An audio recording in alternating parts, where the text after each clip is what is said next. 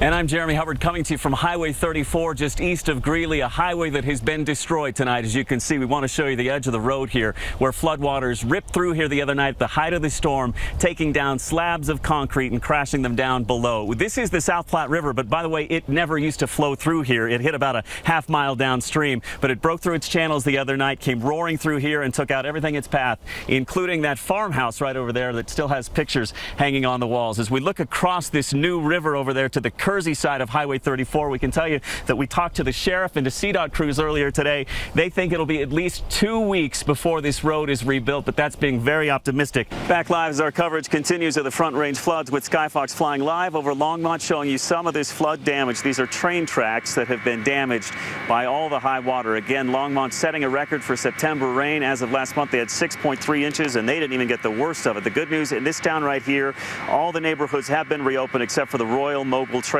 Park. So again, evacuations being lifted.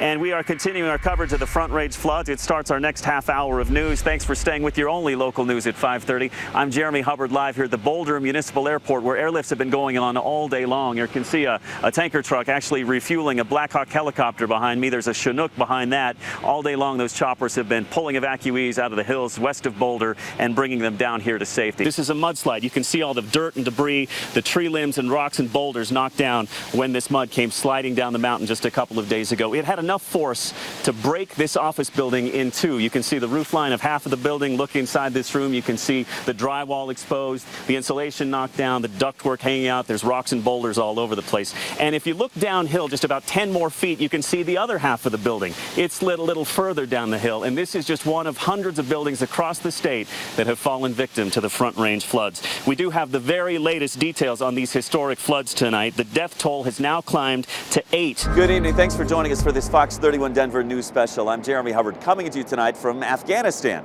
We've traveled 7,000 miles here to this Southwest Asian nation, and right now we're standing in the middle of Bagram Airfield. And this is a setting actually not unlike Denver in some ways. We're about a mile high in elevation here. There are beautiful snow-capped peaks off in the distance, and the weather's about the same as Colorado this time of year too.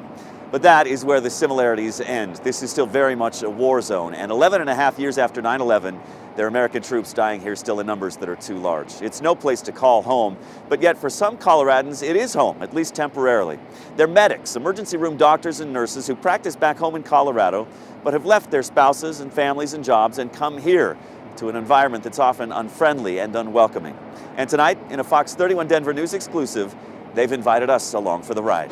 Continuing coverage of breaking news in El Paso County right now. Skyfox live over the scene of the Black Forest fire. And Deb, this is that heartbreaking scene that we're getting all too used to here. Another home scorched by this expanding fire. Again, this is a fire that has so far burned 8,500 acres. They expect it to burn at least another 3,000 or so because of this incredible wind shifting. It caused these unexpected problems today, forcing the fire to burn now toward the northeast and the northwest. Those are not storm clouds you see off in the distance behind us. That is smoke from the still raging Black Forest fire burning out of control north and east of Colorado Springs at this hour. And these are worst case scenario conditions for firefighters. It is exceedingly windy out here, very dry still and very hot. Now we do want to bring you up to date. They have a news conference scheduled for just moments from now. When it happens, we'll bring it to you live. But we want to give you the latest numbers we have. And again, we expect these to change just within the next few minutes or so. Now the fire's grown to about 8,000 acres at last check. Anytime you can smell lighter fluid and burning meat at 5 o'clock on a Thursday, you know you're in the right place. And that's where we are, where all these tailgaters are, as a Broncos buzz is in the air and Skyfox flying overhead, a sea of orange and blue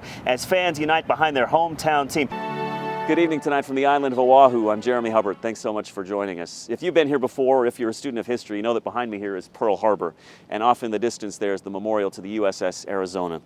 1,200 U.S. service members lost their lives on that Sunday morning exactly 72 years ago this weekend on board that ship. More than 2,400 people were killed in all in this attack. It was devastating. But believe it or not, it could have been worse. There were actually 84,000 survivors of Pearl Harbor, but their numbers are dwindling by the day.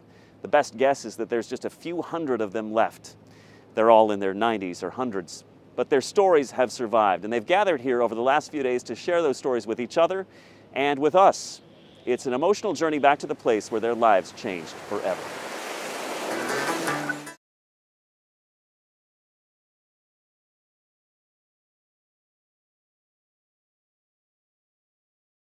And I'm Jeremy Hubbard coming to you from Highway 34 just east of Greeley, a highway that has been destroyed tonight. As you can see, we want to show you the edge of the road here where floodwaters ripped through here the other night at the height of the storm, taking down slabs of concrete and crashing them down below. This is the South Platte River, but by the way, it never used to flow through here. It hit about a half-mile downstream, but it broke through its channels the other night, came roaring through here and took out everything in its path, including that farmhouse right over there that still has pictures hanging on the walls. As we look at